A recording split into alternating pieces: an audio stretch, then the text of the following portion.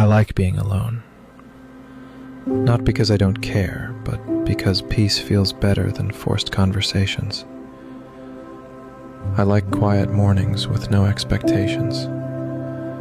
Long walks where I can hear my own thoughts.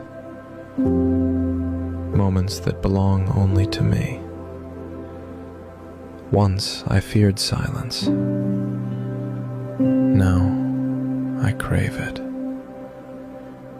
Because when you stop needing others to fill the emptiness, you realize it was never emptiness at all. Just space, waiting to be understood. Solitude isn't loneliness, it's clarity.